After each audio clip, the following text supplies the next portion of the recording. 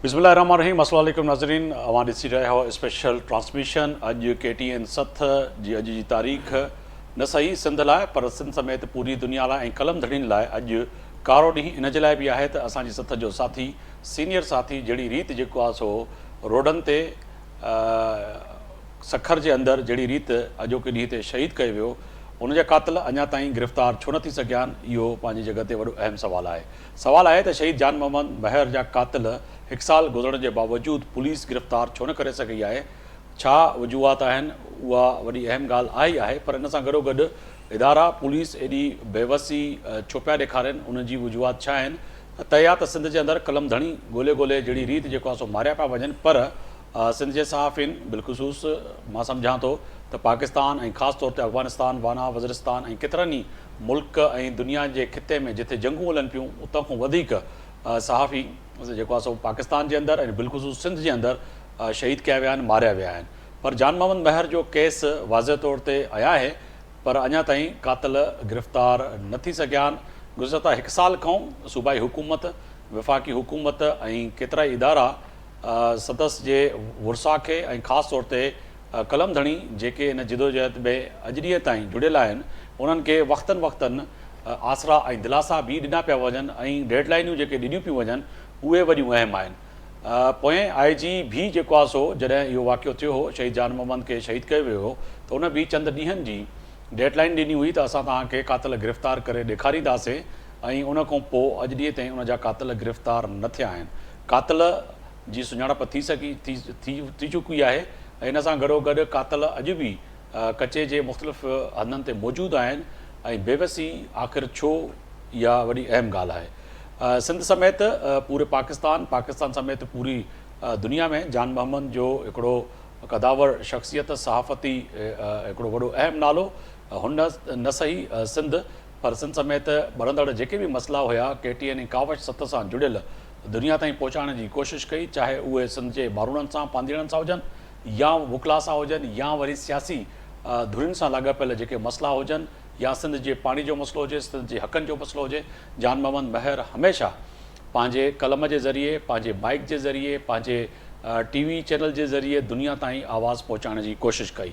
अॼु जी सॼो ॾींहुं ख़ुसूसी ट्रांसमिशन शहीद जान मोहम्मद महर जी पहिरीं वरिसी उनखे भेटा पेश कंदे ऐं ख़ासि तौर ते एहतजाज कंदे त सिंध जे अंदरि जान मोहम्मद जा कातिल आख़िर गिरफ़्तार छो न पिया थियनि, इन ते KTN 7 ऐं कावश 7 यकीननी पंहिंजे साथी सां ऐं उनजे पोयरनि सां क़दम क़दम में मिलाए करे बीठल आहे। पर तय आहे त हिन वक़्तु सियासी समाजी धुरियूं जान मोहम्मद जे सॼे उन कैरियर खे कीअं पियूं ॾिसनि ऐं ख़ासि तौर ते उनजी जिदोजहद ऐं उनजी शहादत खां पोइ जेके ख़ासि तौर ते जेके कातिल आहिनि उनजी गिरफ़्तारी न थियण जी जेका सूरत हाल आहे उनखे कीअं पियूं ॾिसनि, इन ते ॻाल्हि ॿोल कंदासीं। मूंसां स्टूडियो में मौजूदु आहिनि वहीद राजपट साहब जेको आहे सो कन्वीनर आहिनि एक्शन कमेटी जा, ऐं तय आहे त जान मोहम्मद जी शहादत खां पोइ वहीद राजपट साहब ऐं केतिरा ई सहाफ़ी दोस्त जेके आहिनि हिन वक़्त ताईं जुड़ियल आहिनि त किथे न किथे उनजे कातिलनि खे गिरफ़्तारी थी सघे। अरसलान शेख साहब आहिनि, तर्जुमान आहिनि सिंध हुकूमत जा, उन्हनि बि असांखे जॉइन कयो आहे, उन्हनि जी बि वॾी महिरबानी। जीन जमाली सीनियर सहाफ़ी तज़िया निगार ऐं PFU जे जेको आहे सो सदर आहिनि, उन्हनि जी बि वॾी महिरबानी। अनीस काइम खानी साहब आहिनि, MQM जा सीनियर अॻुवान आहिनि, उन्हनि जी बि वॾी महिरबानी। मां सभ खां पहिरियां वहीद साहब अव्हांजी इजाज़त सां वञणु चाहींदुसि अनीस काइम खानी साहब ॾे, त उन्हनि खां पुछूं त MQM यकीननी कराची खां कशमोर ताईं ऐं वरी कशमोर खां मुल्क जे कुंड कुड़छ ताईं कावश ऐं KTN 7 ऐं ख़ासि तौर ते जान मोहम्मद महर जी जेका ख़िदमात आहिनि सिंध जे लाइ कलम धड़ी जी हैसियत सां, उनजी शहादत ते उन्हनि हुनखे कीअं ॾिठो, कीअं सम्झो। अनीस काइम खान साहब वॾी महिरबानी, अवां वक़्तु कढियो अॼु असांजे हिन ॾुखी घड़ी में। 1 साल खां वठी यकीननी असां ॾुखारा बि आहियूं ऐं इहो सम्झूं पिया त MQM वफ़ाक़ में सूबे में हिकु वॾी अहम सियासी जमात हुजण सां गॾोगॾु हिकिड़ो मज़बूत आवाज़ बि आहे। जान मोहम्मद महर जी जेका जिदोजहद आहे ऐं ख़ासि तौर ते उनजी शहादत खां पोइ कातिलनि जो जेको गिरफ़्तारी न थियणु, इनखे कीअं पिया ॾिसो ऐं छा पिया सम्झो त MQM बि सम्झे पई त कलम धड़ियुनि जे मथां जहिड़ी रीति जेके कार्रवाई थी पियूं वञनि उन्हनि में ज़ाब्तो अची सघे, कातिल गिरफ़्तार थी सघनि? पहले तो मैं शुक्रिया अदा करता हूँ अख्तर भाई आपका। मैं खास तौर पर उर्दू में इसलिए बात कर रहा हूँ ताकि जो है कराची से लेकर पूरे पाकिस्तान भर में ये आवाज जाए। जी जी बिल्कुल। पता है मुझे सिंधी जबान भी आती है और सिंध के बेटे हम। जी जहाँ तक आपने बात की जान मोहम्मद मेहर साहब की, वो बड़े साफी थे, मेरी भी उनसे सलाम दुआ थी जी। और उनकी जिद्दोजहद जो है वो मैंने अपनी आंखों से देखी है और उनकी शहादत जो है वो लम्हे फिक्रिया है, खासतौर पे सिंध में, इसलिए कि सिंध में मुसलसल साफियों को शहादत शहीद किया जा रहा है और उनके कातिल नहीं गिरफ्तार किए जा रहे हैं। और अगर गिरफ्तार किए जा रहे हैं तो वो असल कातिल नहीं है। तो मैं ये समझता हूँ कि जब आप 1 साल से ऊपर हो गया तो मैं समझता हूँ कि कातिल छुपे हुए नहीं है और उनको गिरफ्तार करना हुकूमत की जिम्मेदारी है, रियासत की जिम्मेदारी है। अभी तक उनके कातिल को गिरफ्तार ना करना, एक तो ये है कि उनके खानदान और केटीएन का पूरा जो साफी बिरादरी है, उनके लिए सोचना उससे ज्यादा उनके घर के लिए, उनके घराने के लिए बिल्कुल तकलीफ की बाइस है। मैं समझता हूँ कि उनके कातिलों को फौरी तौर पर गिरफ्तार करना चाहिए और एमकेएम जो है वो जान मोहम्मद मेहर, केटीएन और उनकी फैमिली के साथ खड़ी हुई है, उनके दुख और सुख में खड़ी हुई है। जहाँ तक आवाज उठाने की जरूरत पड़ेगी एमकेएम हर प्लेटफॉर्म पर जान मोहम्मद मेहर साहब के लिए। वो शहीद हैं, वो बड़े सहाफी थे, बड़े कलमकार थे, बड़े आदमी थे और अगर इन जैसे लोगों को इस तरह कत्ल कर दिया जाए और उनको कातिल ना गिरफ्तार किया जाए, ये बड़ी अफसोसनाक बात है।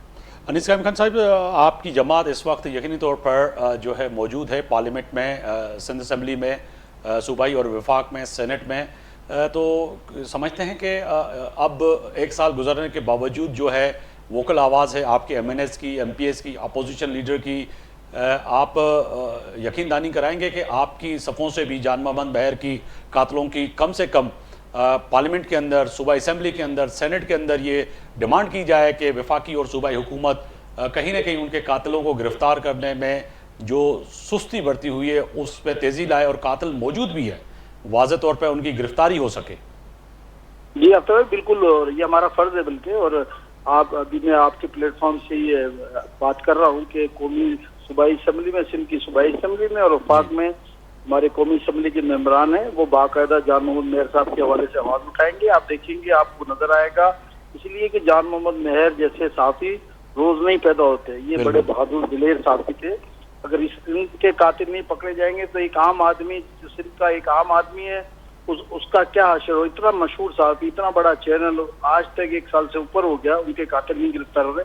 तो सूबाई असम्बली हो या कौमी असम्बली हो, इनके हर प्लेटफॉर्म पे जान मोहम्मद मेहर साहब की आवाज उठाएंगे। जी, आप हमारे साथ ही रहिएगा। मैं जीएन जमाली PFU के सदर हैं, उनकी तरफ जाना चाहूँगा। अनीस कायम खानी साहब, जमाली साहब वरी महिरबानी, अवां वक्त कढियो। सिंध सरापा एहतजाज आहे, कलम धणी खे जहिड़ी रीति शहीद कयो पियो वञे ऐं मारे पियो वञे ऐं मुख़्तलिफ़ FIRूं वक़्तनि अवां जी जेका जिदोजहद आहे उहा आया आहिनि त साफ़िन जी हक़नि जे लाइ अवां ऐवाननि ताईं ॻाल्हायो बि आहे, एहतजाज बि कयो आहे।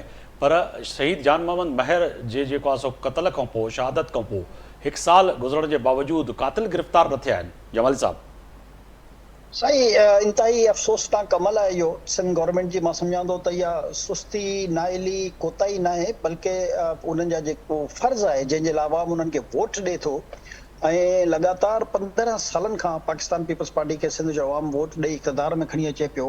पर अफ़सोस आहे त हिते न सिर्फ़ु साफ़ी, आम माण्हू जी बि जान ऐं माल जो को तहफ़ुज़ कान्हे।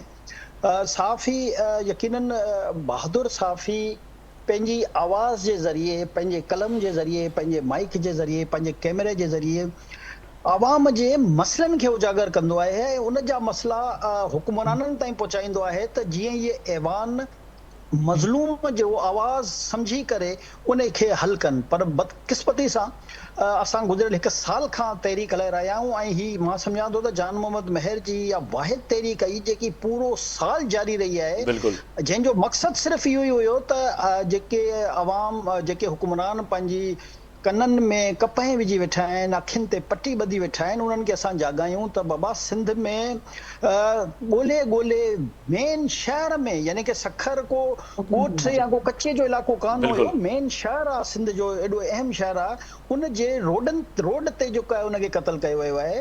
ऐं बदकिस्मती सां केयरटेकर हुकूमत हुजे या पीपल्स पार्टी जी पुराणी ऐं मौजूदा हुकूमत हुजे, सभिनी असांखे यादानियूं यकीनदानियूं करायूं त 15 ॾींहंनि जी डेडलाइन, त 25 ॾींहंनि जी डेडलाइन, त 20 ॾींहंनि जी डेडलाइन। ऐं हिन जॾहिं खां हुकूमत आई आहे इन बि असांखे 2-3 डेडलाइनूं ॾिनियूं त बसि असां पहुची विया आहियूं, कचे में ऑपरेशन थो थिए। हीउ कचो आहे, ख़बर न आहे वाना था सम्झनि या जेको आहे बलूचिस्तान या केपी जा के पहाड़ी इलाइक़ा आहिनि जिते असांजे लॉ एनफोर्समेंट एजेंसीज़ जी एक्सेस कान्हे। बदकिस्मती जी ॻाल्हि आहे त जेको सखर खां सिर्फ़ु चंद किलोमीटर परे कचो आहे, जेकॾहिं तव्हां उते वेठल दहशतगर्द खे नथा पकिड़े सघो, पोइ साल गुज़रण जे बावजूदि कॾहिं असांखे इहे कहाणियूं ॾिनियूं वेंदियूं त पाणी हाणे चढ़ियल आहे, वरी कॾहिं चवंदा पाणी जे लहण जो इंतज़ारु था कयूं। यानी एतिरी मां सम्झां थो त जेकी हिननि नाइली जो मुज़ाहिरो कयो आहे उहो शायदि ई का ॿिया हुकुमरान इन क़िस्म जी नाइली जो मुज़ाहिरो करे सघनि हा। हाणे असांखे शक जेको आहे उहो इहो आहे त यकीननि कुझु अहिड़ियूं ताक़तवर धुरियूं आहिनि जिन जी पुष्ट पनाही जेको आहे सिंध हुकूमत जा कुझु अहिड़ा माण्हू करे रहिया आहिनि जंहिंजे करे उहे गिरफ़्तार कान था थियनि। न त मुंहिंजी पंहिंजी ज़ाती नज़र में ॾिसो, असां कराची में ज़ाहिर आहे हिते पैदा थिया आहियूं, कराची जे माहौल खे सम्झूं था।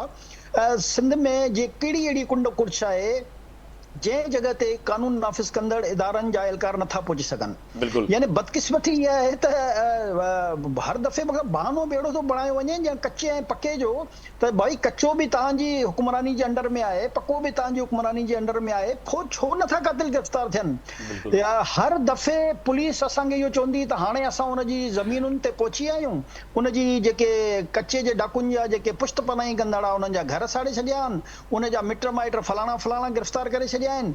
मां हर दफ़े हिकिड़ो नओं राग जंहिंखे चइबो आहे अलापियो वियो असां सां, ऐं हिकिड़ो लॉलीपॉप ॾिनो वियो त बसि हाणे गिरफ़्तार थियण वारा आहिनि। ऐं असां मुस्तक़िल तहरीक बि इन करे हलाए रहिया आहियूं त असां मिसाल था बणाइण चाहियूं त भई जेकॾहिं तव्हां कंहिं कलम धणी खे क़तल कयो था ऐं उनखे क़तल कयो था जेको उते मज़लूम जो आवाज़ बणियल हो।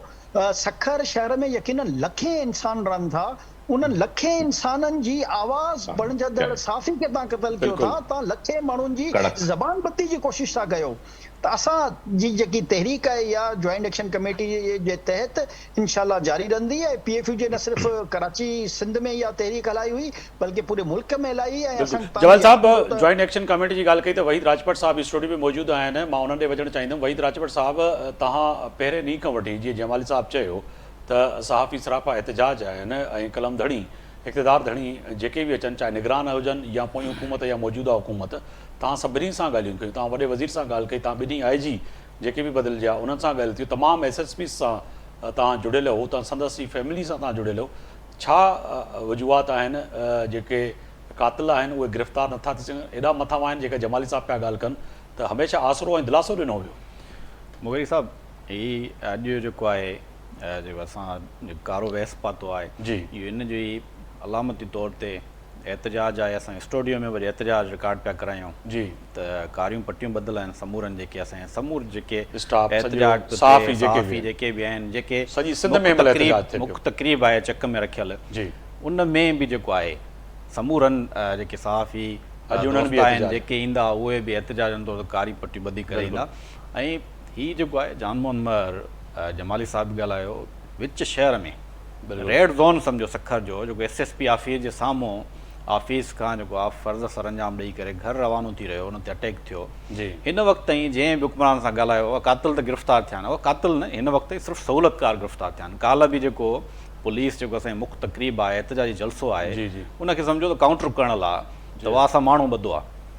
उहा जॾहिं पाणी हिन वक़्तु पहिरियां तव्हां चओ त कचे में हिन वक़्तु पाणी आहे, पाणी चढ़ियल आहे, हिन वक़्तु गुड्डू सखर में जेको आहे विचोली बोर्ड आहे, तव्हां कीअं वियो? यको इहे सॼा ड्रामा पिया थियनि। माना हिकिड़ी एॾो वॾो हाई प्रोफाइल केस आहे, लखे माण्हुनि जो जेको आवाज़ु हुयो जानमोहन महर, को मामूली केस न, इहो मैसेज ॾिनो वियो आहे सॼी सिंध जे सहाफ़ियुनि खे। बिल्कुलु, त तव्हां जेकॾहिं ईअं आवाज़ु बुलंद कंदो मज़लूमनि लाइ त इहो जानमोहन महर जहिड़ो असरु तव्हां लाइ थींदो। इहो असां सम्झूं था त इंडायरेक्टली सभिनी सॼी सिंध जे कलम धड़नि खे मैसेज ॾिनो वियो आहे। हिन वक़्तु असां इहो मुतालबो था कयूं त जेको मुख्य क़ातिल आहे शेरू महर, कुर्बान महर, 6 जेके मुख्य क़ातिल आहिनि उन्हनि खे फौरी तौर ते गिरफ़्तार कयो वञे। ऐं पुलिस जे वस जी ॻाल्हि कान्हे, मां शुरू ॾींहं खां वठी चवंदो आहियां पुलिस यानी तव्हां जेके माण्हू आहिनि जॉइंट एक्शन कमेटी इहे तव्हां मुतालबा रखिया त पुलिस जे वस जी ॻाल्हि लाहे। पुलिस जे मुगरी साहब ॾिसो कचे में पाक फ़ौज खां मदद वठी सघिजे थी, रेंजर्स खां वठी सघिजे थी, तव्हां जॉइंट एक्शन कयो।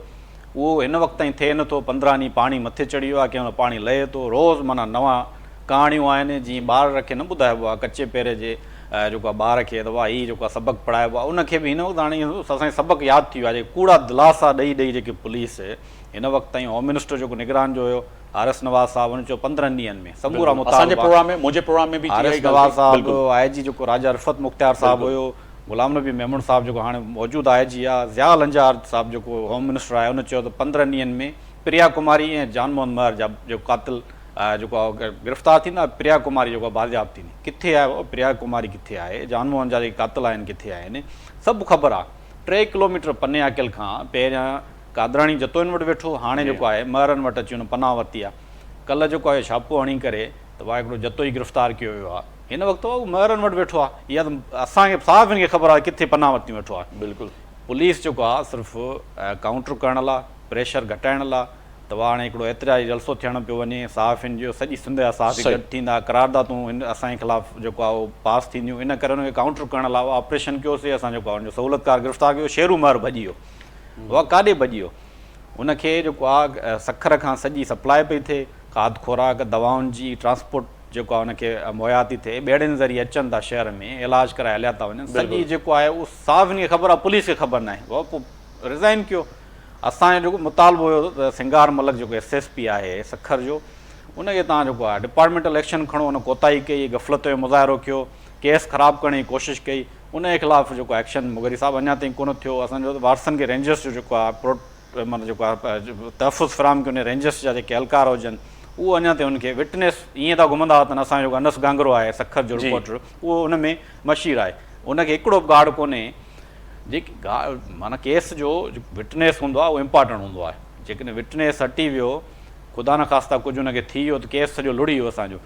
इहो हर फोरम ते मुगरी साहब असांखे ॿुधायो आहे। बिल्कुलु। त उहा जेके मशीर आहिनि उनखे तहफ़ुज़ ॾियो, उनखे जेके शाहिद आहिनि उनखे तव्हां तहफ़ुज़ ॾियो। उनखे अञा ताईं जेको आहे तहफ़ुज़ कोन मिली सघियो आहे। शहीद जी जेकी सखर वारी फैमिली आहे उनखे अञा ताईं तहफ़ुज़ कोन मिली सघियो आहे। जेको मुद्दई आहे करमुला महर, उन जूं 3 भेरा जेको आहे गार्ड ॾियनि था, वरी वापसि था वठनि, वरी असां जेको आहे IG साहब सां राब्तो था कयूं, DIG सां, इहे गार्ड तव्हां वापसि वठी छॾिया। बिल्कुलु। इहो असां चयो आहे त थ्रेट असेसमेंट जेकी कमेटी आहे उनजे थ्रू तव्हां परमनेंट तौर ते उनखे गार्ड ॾेई छॾियो। हिकु मुद्दई आहे हाई प्रोफाइल केस जो, जेकॾहिं ख़ुदा न ख़ास्ता उनजी तहफ़ुज़ लाज़मी आहे। रियासत जी ज़िमेदारी आहे, पुलिस जी ज़िमेदारी आहे, सिंध हुकूमत जी ज़िमेदारी आहे। 13 तारीख़ यानी कि वही था साल पूरो थियो आहे। अॼोके ॾींहं खे ॾिसिजे त सॼी सिंध सरापा एहतजाज आहे। सिंध जे कुंड कुड़छ, तालक, ॻोठ, वाण, बस्तियूं, कराची खां कश्मीर ताईं, न सही इस्लामाबाद नेशनल प्रेस क्लब ताईं बि, लाहौर में बि अॼोके ॾींहं ते अगरि ॾिठो वञे त सभु सहाफ़ी जान मोहम्मद जे हिसाब सां सरापा एहतजाज आहिनि। ऐं अॼु हर हंधि मिड़ाका कोठाए विया आहिनि। ऐं ताज़ियती मिड़ाका, ऐं ख़ासि तौर ते जेका सिंध समेत पूरे पाकिस्तान जे सहाफ़ियुनि जी जेका डिमांड आहे उहा इहा ई आहे त कातिल गिरफ़्तार थिए। ऐं हींअर बि मुख्य तक़रीबूं जेके आहिनि उहे सिंध जे मुख़्तलिफ़ शहरनि में हलनि पियूं। पर इन सां गॾोगॾु तर्जुमान अरसलान शेख साहब आहिनि, मां उन्हनि ॾे वञणु चाहींदुसि। अरसलान शेख साहब, बहुत शुक्रिया, आपने वक्त निकाला। सर, सखर की सूरत हाल और आपके सामने जान मोहम्मद का कैरियर है। पूरी ज़िंदगी उसने सहाफ़त को दे दी और ना सही मज़लूमों की आवाज़ पर मगर जितने सियासी और समाजी रहनुमा हैं उनकी भी आवाज़ जान मोहम्मद बने, मगर उनकी आवाज़ बंद करने के बावजूद आज भी बेलगाम जो है उसके कातिल घूम रहे हैं। तो क्या सिंध हुकूमत की नाकामी है, अभी तक कातिल गिरफ्तार नहीं हुआ है? जी, बिस्मिल्लाहिर्रहमानिर्रहीम।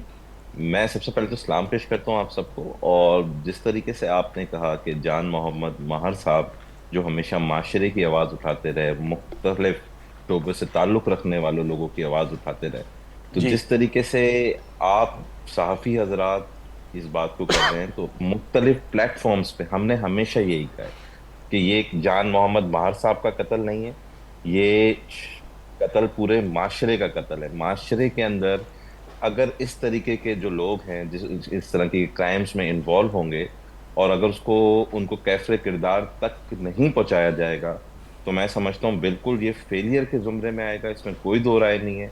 लेकिन हमें देखें साथ साथ एक प्रैक्टिकल अप्रोच, हमें ये भी देखना है कि प्रैक्टिकल हर्डल्स क्या आ रहे हैं। मैं ये नहीं काउंट करूँगा कि 6 महीने केयर टेकर हुकूमत थी, 6 महीने पाकिस्तान पीपल्स पार्टी की हुकूमत हुए, टोटल बनने में 4 महीने भी नहीं हुए। मैं इस तरफ नहीं जाना चाहूंगा, क्योंकि ये पुलिस एक इंस्टीट्यूट है।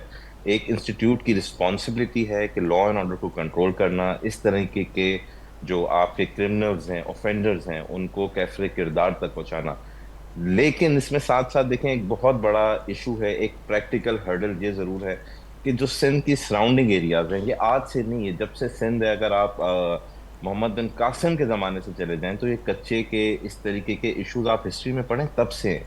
तो इस पे ये पहली दफ़ा हिस्ट्री अगर आप उठाएं हमारे इस तरीके की सिंध की, तो कभी ये जो कच्चे के लॉ, क्योंकि ये सारा जो शहीद जान मोहम्मद महार साहब का जो कत्ल है, उसके जो सारे आपके वो मिलते हैं एविडेंसेस या लिंक मिलते हैं, उसमें चाहे शेरल महर है या जो दूसरे 15 नॉमिनेटेड लोग हैं, उन सबकी पनाहगाहें कच्चे के अंदर हैं। तो इसका एक बड़ा स्ट्रॉन्ग को रिलेशन है कच्चे के एरियाज के साथ।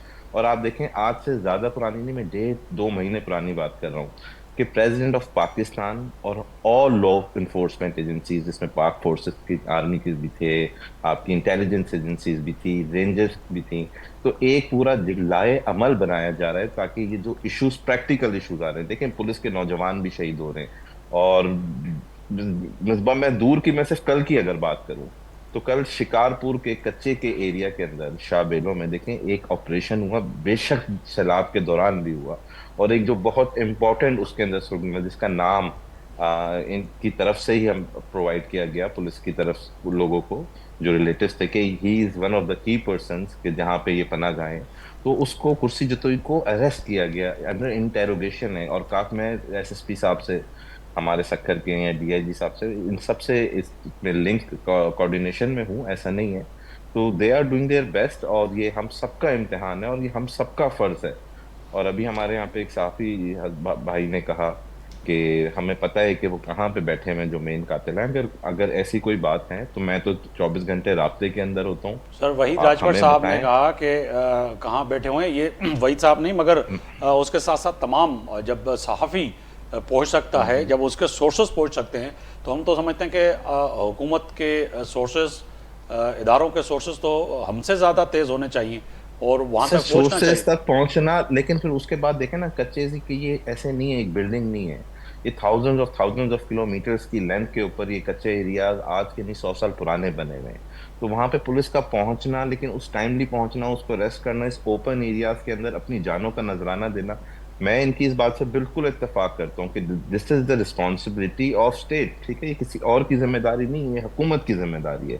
लेकिन हुकूमत अपनी पूरी कोशिश कर रही है, और जिस तरह इनको इस बात का दुख है, आप यकीन करें, मेरे तो वो दोस्त भी थे, मेरे वालिद साहब के भी दोस्त थे, हमारा तो उनसे घर का ताल्लुक था, और मैं उनकी इतनी दिल से इज्जत करता हूँ, बल्कि सच्ची बात है, बरसी की वजह से नहीं, ये मैं आपको कसम खा के कह रहा हूँ कि परसों जब इजलास हुआ तो मुझे ये याद था कि जो नेक्स्ट इजलास होगा तो उसमें जहाँ पे शहीद मोहम्मद जान महार साहब को शहीद किया गया, उस रोड का नाम हम उनसे रखेंगे। हमने उस रोड का नाम भी अपना परसों के अपने सेशन के अंदर, और वो नोटिफिकेशन भी इशू हो चुका है, तो वो भी हमने नोटिफाई कराया, वो पूरी रोड जो है जहाँ पे शहादत हुई है, जो बिन सफीर वाला आपका रोड है, शिकारपुर रोड वाला जी। तो we all are doing best, लेकिन प्रैक्टिकल हर्डल्स हैं। हम दुनिया के अंदर भी आप देखें, बड़े बड़े क्रिमिनल्स जो होते हैं, ऑफेंडर्स होते हैं, काफी टाइम लगता है उनको अरेस्ट करने में, लेकिन मैं इस बात का आपको 100% यकीन दहानी कराता हूँ कि इंशाअल्लाह ताला, अल्लाह ताला ने चाहा, रब्बुल आलमीन की मदद से और हुकूमत सिंध की भरपूर कोशिशों के साथ, ये जो शेरल महार और जो भी नॉमिनीज हैं, उनको ना सिर्फ अरेस्ट होंगे, वो उनकी प्रॉपर इंक्वायरीज होगी, और 15 नॉमिनेशन में से तो 3 तो अरेस्ट भी हुए हैं और अंडर इन्वेस्टिगेशन है। नहीं, मगर जो वहीद साहब जो बता रहे थे कि कल ही जो है एक्शन क्यों, इतने दिनों से 12 सिंध के सहाफ़ी, खासतौर पर KTN कावज ग्रुप और तमाम लोग जो है एहतजाज कर करके थक गए थे। एक जो है उस शख्स को गिरफ्तारी जाहिर की जाती है, उसको गिरफ्तार किया जा रहा है, जिस पे आपको पता है कि कल या आज, जैसे हम एहतजाज कर रहे हैं आज के दिन, तो एक दिन पहले ही गिरफ्तारी होना ये समझ से बालातर है, और वो भी सहूलतकार, मैन कल्प्रिट जो था, मैन जो बंदा, वो गिरफ्तार नहीं हुआ।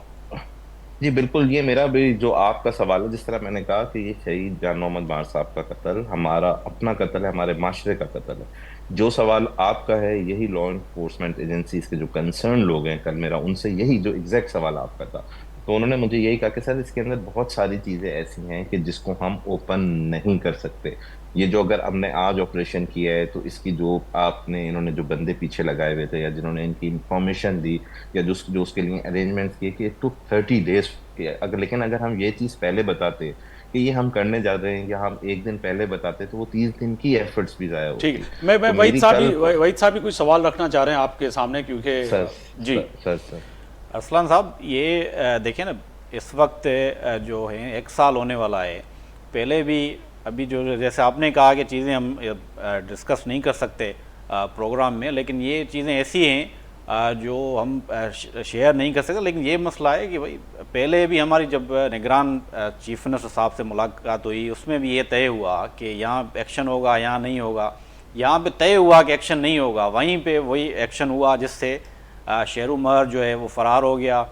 शेर उमर अरेस्ट होना था, लेकिन ये लीक कौन कर रहा है मामलात, ये उनका सरपरस्त कौन है, मास्टरमाइंड कौन है, अभी तक कोई इस तरह की पेशरफ्त हुई नहीं है। उसको सपोर्ट कौन कर रहा है? ज़ाहिर है एक इतना हाई प्रोफाइल केस है, अभी तक जो है कातिल गिरफ्तार नहीं हो सके हैं। तो इनके पीछे मास्टरमाइंड कौन है, कौन सहूलत उनको फराहम कर रहा है?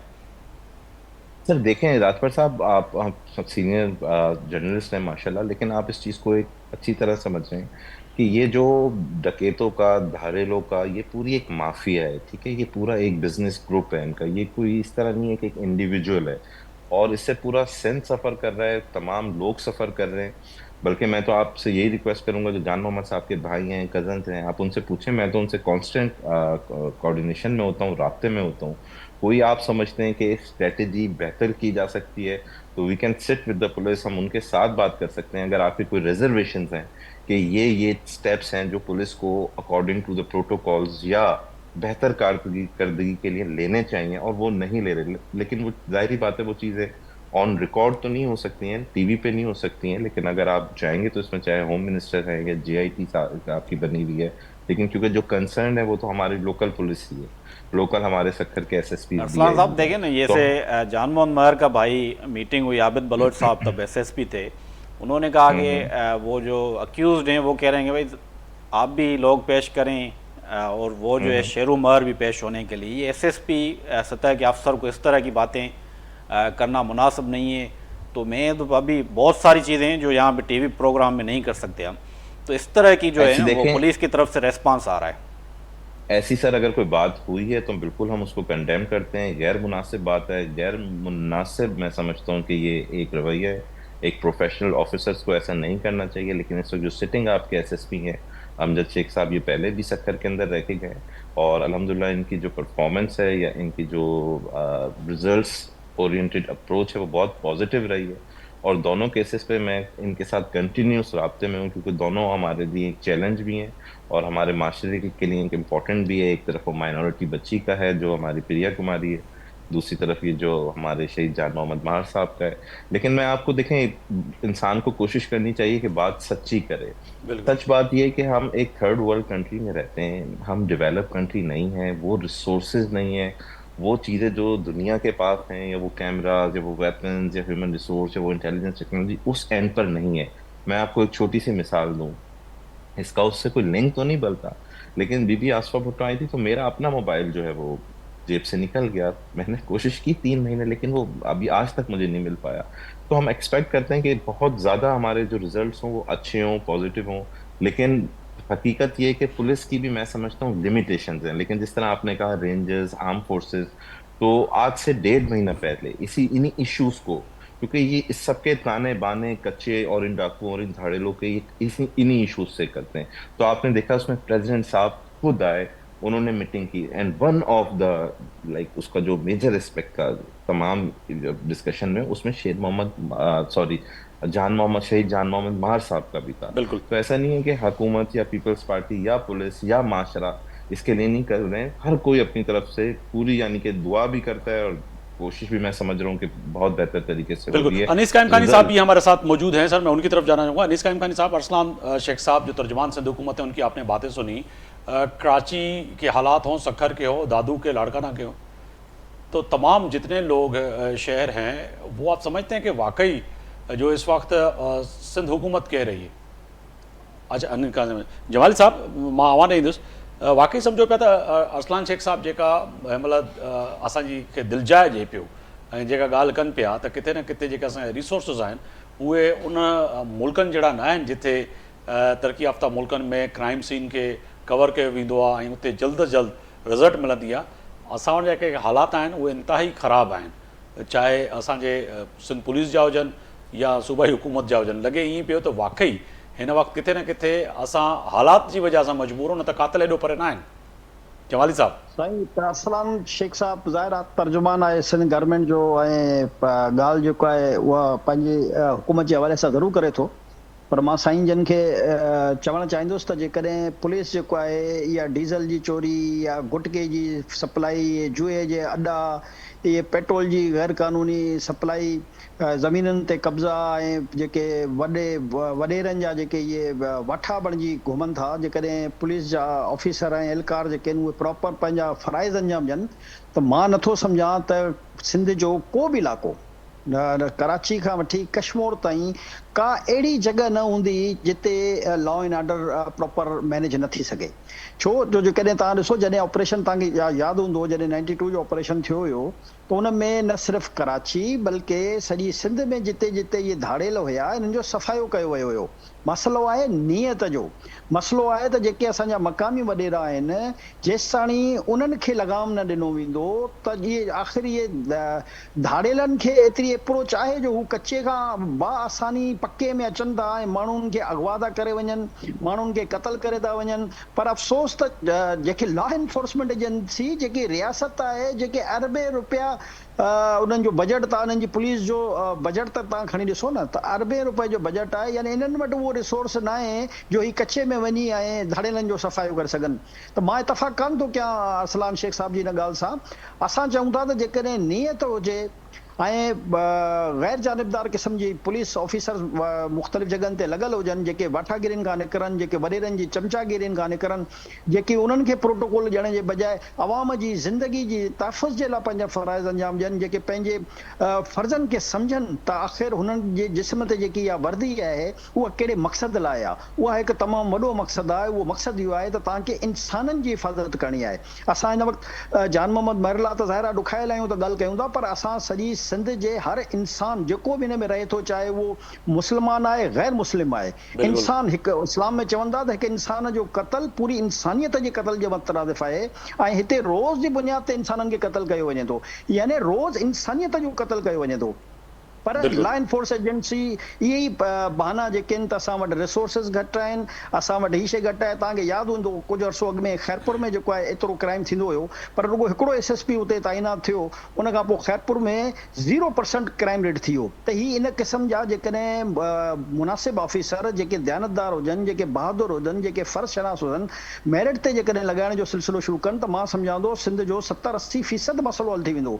मसइलो इहो आहे त असां अञा ताईं उन ज़हनियत मां त नथा निकिरूं त असांजो को चाचो मामो या असांजो उहो वाठो लॻल हुजे जेको असांजी वधीक ॿुधे ऐं अवाम जी तहफ़ुज़ ते भले उनजो ध्यानु हुजे। छो जो जेसिताणी इलाइक़े जो बाअसर जबल साहब ॿी जेका वहीद साहब हिकिड़ी ॻाल्हि कई त एॾा पावरफुल ऐं उनजे बैकबोन ते केरु आहिनि, तव्हां सम्झो पिया त हिन वक़्तु मां सम्झां थो त इहे शिकारपुर ऐं घुटकी ऐं सखर में जेतिरा बि बाअसर माण्हू आहिनि, चाहे उन्हनि जो तालुक़ कहिड़ी बि जमात सां आहे, छो जो इहे जेके बाअसर माण्हू हूंदा आहिनि इहे हिक ॿिए खे तहफ़ुज़ ॾींदा आहिनि, त इहे सभु मिलियल आहिनि ऐं इहे चाहींदा आहिनि त इहो क्राइसिस बरक़रार रहे या लॉ एंड ऑर्डर जी सिचुएशन बरक़रार रहे, माण्हू परेशान रहनि, त जीअं माण्हू उन्हनि खां इहो न पुछनि त असांजे घर में बिजली जेको आहे उहो महांगी छो थी अचे, असांजे घर में ही महांगाई छो थी थिए, असांजे घर असां वटि हीअ गैस छो कान थी अचे, असांजे रस्ते में हीअ रोड छो न ठहियल आहिनि, असां वटि सेवरेज छो न आहे, असां वटि तालीम छो न आहे, असां वटि सिहत छो न आहे। माण्हू उन्हनि खां सवाल न कंदा आहिनि, माण्हू रुॻो इहो इल्जियल हुजनि त ख़ुदा जे वास्ते असांखे रुॻो तहफ़ुज़ फ़राहम कयो त असांजी जान महफ़ूज़ हुजे। हर माण्हू जो इहो हाणे रुॻो इहो ई सुवाल आहे त मां ऐं मुंहिंजी फैमिली जेके आहिनि उहे महफ़ूज़ हुजे, बसि लॉ एनफोर्समेंट एजेंसी इहो कमु करे। भाई हुकूमत जो मतिलबु इहो आहे त हर शइ, हर बुनियादी सहूलियत ॾियणु हुकूमत जो कमु आहे, हर इंसान खे तहफ़ुज़ ॾियणु हुकूमत जो कमु आहे। जस्टिफिकेशन पंहिंजी जाइ ते, जस्टिफिकेशन ॾिसो कोई बि ॾेई सघे थो, जेकॾहिं तव्हां कंहिं टीचर खां पुछंदो उहो स्कूल में छो नथो पढ़ाए त जस्टिफिकेशन तव्हांखे उहो टीचर टीचर वेही छॾींदो त मूंखे जेको आहे उहो मूंखे का सहूलियत कान मिलियल आहे त मां ॿारनि खे कीअं पढ़ायां। नो, ईअं न थींदो आहे। बिल्कुलु। जेकर हुनखे लॻाए जवाहर साहब जेका जस्टिफिकेशन जी ॻाल्हि कई उहा वॾी आहे। मां वहीद साहब खां पुछंदुमि त गुज़िरियल 1 साल खां वठी जेका जॉइंट एक्शन कमेटी आहे उनजी जेका जिदोजहद आहे उनजे साम्हूं कहिड़ियूं रुकावटूं आयूं ऐं जस्टिफिकेशन कहिड़ियूं ॾिनियूं वयूं, चाहे उहे सियासी हुजनि या गैर सियासी। वहीद साहब तव्हां जी जेका जिदोजहद आहे सॼी सहाफ़ी सथ जी जान मोहम्मद जे कातिलनि खे गिरफ़्तारी लाइ, जीअं जमाली साहब चवनि पिया त रुॻो जस्टिफिकेशन ॾिनी थी वञे, हिकिड़ो उज़र जेके चऊं असां सिंधी में ॾिनो थो वञे त कॾहिं चओ पिया त पाणी आहे, कॾहिं चओ पिया पाणी लहे थो, कॾहिं चढ़े थो, गिरफ़्तारियूं थींदियूं न थींदियूं, ऐं पुष्टपुनाई कंहिंजी आहे, बैकबोन ते केरु आहिनि, इहा बि ॻाल्हि आहे। कहिड़ियूं रुकावटूं अव्हांखे सम्झ में आयूं सॼे साल में? मुगरी साहब, मां त पहिरियां जमाली साहब, PFU जे, कराची प्रेस क्लब, सभु मूरा जेके तंज़ीमूं आहिनि सहाफ़ती, उन्हनि सभु मूरनि सहाफ़ियुनि जा थोरा मञींदुमि। जॾहिं सॾु ॾिनोसीं उन्हनि जेको आहे लबैक चयो ऐं पोता अची धरणो हुजे, एतिजाज हुजे, समूरे सिंध जे सहाफ़ियुनि जा मां थोरा मञींदुमि। ऐं ॿियो इहो आहे त ॾिसो हिन वक़्त ताईं असां सिंपल माना मुगेर साहब मुतालबा रखियासीं त उहा एडिशनल IG सरबराही में तव्हां जॉइंट इंट्रोगेशन जेकी टीम आहे JIT ठाहियो, उहो अॼु ॾींहं ताईं असांजो मुतालबो पूरो कोन थियो। वरी जेकी DIG तनवीर रोडे साहब जी सरबराही में JIT ठाही वई, उहो हिकु भेरो जेको DIG साहब वियो उन ॾींहं खां पोइ उन मुनासिबु न सम्झो त वञी इंट्रोगेशन कजे, केरु जेके सहूलियतकार आहिनि उन्हनि खां जेके सहूलियतकार गिरफ़्तार थिया आहिनि उन्हनि खां इंट्रोगेशन कजे, जिन माण्हुनि पोस्टूं रखियूं जानमोहन जे ख़िलाफ़ु उन्हनि खे को घुराए करे उन्हनि जा बयान कलम बंदि करे आहे, उन अॼु ॾींहं ते मुनासिबु न सम्झो। तनवीर रोडे साहब DIG साहब खे JIT जो सरबराह मुक़ररु कयो वियो, उन को जेको आहे खटतियल कोन कढियो, अॼु ॾींहं ताईं हिकिड़ो दफ़ो विज़िट करे आहे, वरी मुनासिबु न सम्झो अथईं न, वरी उन खां पोइ वरी ॿी जेको आहे JIT ठही, उन खां पोइ वरी टीं JIT ठही जंहिंमें 5 SSP रखिया विया, पर अञा ताईं को रिज़ल्ट साम्हूं कोन आयो आहे। मूंखे मुगेर साहब अॼु मां हिन नतीजे ते पहुतो आहियां त शेरू महर जेको कचे में वेठो आहे, जेकी सरगर्मियूं करे पियो, जेके उनजी मूवमेंट हलनि पियूं, उन्हनि में उनखे सियासी सपोर्ट जेको आहे, सियासी माण्हू जेके आहे जेके उनजी सरपरस्ती कनि पिया उनखे सहूलियतकारी में, उहे सियासी माण्हू उन में इन्वॉल्व आहिनि। ऐं हिन वक़्त ताईं पुलिस एक्शन खणे पई त ज़बरदस्त तरीक़े सां वञनि पिया एक्शन, ऐं अचानक जेको आहे उन में माठ थी अची वञे जी, त ज़ाहिर आहे असांजा शक जेके जमाली साहब चयो त हुकूमत में माण्हू वेठल आहिनि, असांखे माना हिन वक़्तु शक थियनि पिया। अरसलान साहब सखर जो आहे, उनखे वधीक ख़बर हूंदी, जॾहिं बि एक्शन थिए थो असांजो ज़बरदस्त एक्शन थिए पियो, उन में अचानक का फ़ोन अची थी वञे उन पुलिस ऑफिसरनि खे, अचानक माठार थी अची वञे, त उन जे पोयां असां हिन वक़्तु इन नतीजे ते पहुता आहियूं का न का उन्हनि खे सियासी सपोर्ट अहिड़ी आहे जेकी उनखे सपोर्ट करे पई, अॼु ॾींहं ते उते एक्शन थियणु कोन पई ॾिए, उहा कहिड़ी आहे। हाणे ज़ाहिर आहे असां सहाफ़ी आहियूं, असां को एतिजाज पुरमन एतिजाज खां सवाइ ॿियो असां वटि को रस्तो आहे कोन। उहो सॼो साल जेको आहे स्ट्रगल हलाई आहे, सॼो साल जेको आहे सॼी सिंध में मुज़ाहिरा थिया आहिनि, ऐं छंछरु ॾींहुं बि जेको आहे ठीकु आहे सॼी सिंध में जेको आहे मुज़ाहिरा थिया छंछरु ते, अॼु जेको आहे मुख्य तक़रीब आहे चक में, ऐं इहो ई ॾिसो न मुगेर साहब सहाफ़ी जेको कलम धणी आहे इहो पुरमन एतिजाजी करे सघे थो, उहो असां कंटिन्यू रखंदासीं, मायूस कोन आहियूं। ज़ाहिरी आहे इदारनि जे हाणे हुन ते असां छा ॻाल्हायूं, इदारनि खे कमु इहो करिणो आहे, इन्हनि खां ई जेको आहे पुरमन एतिजाज तहरीक इन प्रेशर ॾेई करे पुरमन एतिजाज जे ज़रिए इहे कातिल जेके आहिनि, ज़ालिम जेके आहिनि उहे गिरफ़्तार कराइणा आहिनि। बिल्कुल। अरसलान शेख साहब मैं आपकी जाने मांगूंगा सर, एक तो वहीद साहब ने बड़ी अच्छी बात हाईलाइट की, पूरे 1 साल की अगर उस पर नज़र डाली है जॉइंट एक्शन कमेटी वक्तन वक्तन जान मोहम्मद महर के तमाम वो जो सहाफ़ी साथी हैं उन्होंने जो कोशिशें की हैं वो काबिल तारीफ़ है, मगर इसके साथ साथ GIT का जिक्र किया वहीद राजपूत साहब ने कि GIT उस तरह से एक्शन में नहीं आई। लेकिन वहीद साहब ने 2 इम्पोर्टेंट बातें की, एक तो JIT के हवाले से की, तो मैं JIT के हवाले से वहीद साहब से यही रिक्वेस्ट करूंगा, क्योंकि हम जितनी लंबी बात करेंगे बात बढ़ती जाएगी, लेकिन हम सोल्यूशन की तरफ हमें जाना चाहिए कि जो भी कंसर्न्स हैं, कोई भी रिजर्वेशन है, एज मेयर सक्खर की कैपेसिटी में फर्स्ट ऑफ ऑल मेरा आपसे वादा है, आपके हर एहतजाज में मैं आपके साथ हूँ। लेकिन जिस तरह मैं तर्जुमान हुकूमत की आवाज आ रही है जी? जी जी आ रही है। हेलो जी जी आ रही जी, है। जिस तरह मैं स्पोक्स पर्सन भी हूँ गवर्नमेंट ऑफ सिंध का, और उसके हवाले से जो रिजर्वेशंस हैं अगर उसको हम राइटिंग में लेके आए और राइटिंग के अंदर टेकअप करें, तो आई थिंक उससे हमारे जो फ्रूट्स होंगे या जो रिजल्ट ओरिएंटेड अप्रोच होगी वो बेहतर हो सकेगी। क्योंकि इसमें देखें एक बहुत प्रैक्टिकली मैं चीज़ों को आपसे बात करूंगा कि अक्सर ये होता है कि हमने देखा है कि कभी 3 महीने, कभी 6 महीने, कभी 1 साल, कभी 3 साल, लेकिन मल्टीपल टाइम्स के अंदर जो ऑफिसर्स हैं वो चेंज भी होते रहते हैं। तो जो आपकी एक पेस कोऑर्डिनेशन मैकेनिज्म बनाता है उसमें इंटरप्शन आ जाती है। तो जो आप समझते हैं कि जेआईटी के टीओआर जो है जिनको फॉलो नहीं किया जा रहा, तो मैं कल सक्खर में होगा तो मैं राबई साहब के साथ खुद रब्ता करता हूँ, हम बैठेंगे इंशाल्लाह ताला। जिस तरह मैंने कहा ये माशरे का कत्ल है, तो इसको हम जरूर लाजमन जो भी पॉसिबल इसमें एफर्ट्स होंगी, किसी लेवल पे कहीं पे भी कोऑर्डिनेशन है, किसी भी किस्म की चीज को हमने आगे लेके जाना है उसमें जरूर लेके जाएंगे। और साथ साथ में ये भी कहूंगा कि इन्होंने कहा कि सियासी इसके ऊपर सरपरस्ती है। देखें, माशरा अच्छे बुरे मुख्तलिफ लोगों का होता है, ये पांचों उंगलियां बराबर नहीं होती हैं, तो किसी भी चीज को ओवर रूल नहीं किया जा सकता। लेकिन इसके ऊपर हुकूमत सिंध या पाकिस्तान पीपल्स पार्टी का जो मौजू वो है, मौक़िफ़ है, वो मैं वाज़ेह जरूर करूंगा कि कोई भी वडेरा, कोई भी ताकतवर से ताकतवर सियासतदान इसमें मुलव्विस हुआ तो इंशाअल्लाह ताला उसको कैफर किरदार तक लाजमन पहुंचाया जाएगा। इसके साथ साथ मैं एक चीज जरूर ऐड करूंगा, जमाली साहब ने बहुत सारी बातें की और उनकी 90% चीजों से मैं इत्तेफाक करूंगा। जी लेकिन मैं जमाली साहब से बस आपके शो में यही रिक्वेस्ट करूंगा, देखें यही ऑफिसर्स हैं, यही ऑफिशियल्स हैं, अगर इनके लिए हम लफ्ज ये वाठे और इस तरीके के लफ्ज इस्तेमाल करेंगे कि वडेरों की वाठागिरियां कर की जाती हैं, तो देखें इसमें इन ऑफिसर्स का मोराल है होगा। हमें बारीकी बारीकी चीजों को लेके चलना पड़ेगा। पाकिस्तान में हम सबकी जिम्मेदारी है, सिर्फ सियासतदान या पुलिस ऑफिसर की जिम्मेदारी नहीं है। मीडिया है, जुडिशरी है, आपकी डॉक्टर्स, तमाम तमाम एरियाज आपके माशरा बनाते हैं। बिल्कुल। अगर आप वर्ल्ड इंडेक्स उठाएं, सिर्फ और सिर्फ अगर मैं मीडिया की बात करूं, आपको शायद बुरा लगे, तो 188 मुल्कों का जब सर्वे हुआ तो पाकिस्तान की मीडिया 156 पे थी। जुडिशरी का जब सर्वे हुआ तो आउट ऑफ 151 पाकिस्तान की जुडिशरी 141 पे थी, सिर्फ 10 ममालिक पीछे। तो ये एक हकीकत है कि हम एक थर्ड वर्ल्ड कंट्री है विद लिमिटेड रिसोर्सेज, लेकिन हमने मिल के एक दूसरे का साथ देके चीजों को आगे लेके जाना चाहिए। पॉजिटिव क्रिटिसिज्म जो माशरे के लिए भी अच्छा हो, जिससे फायदा भी हो, और अल्फाज की बेहतरी। क्योंकि आज आप देखें, मैं खुद देखता हूँ माशरे के अंदर मायूसी, खासकर नौजवानों में, चीजों में लफ्ज, हम अपनी तहजीब, अपना कल्चर, वो पेशेंस वो भूल चुके हैं। ठीक है तो अरसलान उसको साहब, अगर आप दूसरी बड़ी अहम बात उसकी फैमिली की सिक्योरिटी की का भी मामला है। आज हमारे ट्रांसमिशन में जो है आईजी सिंध भी थे, दीगर जो है रहनुमा भी थे, मगर बड़े तहफ़्फ़ुज़ात हैं। वहीद साहब भी इस पे ज़्यादातर बात कर सकेंगे कि उनकी फैमिली को, उनके भाई को और उनके पूरे घर वालों को जो है आज भी जो है इन खतरनाक दहशतगर्दों से खतरा लायक है।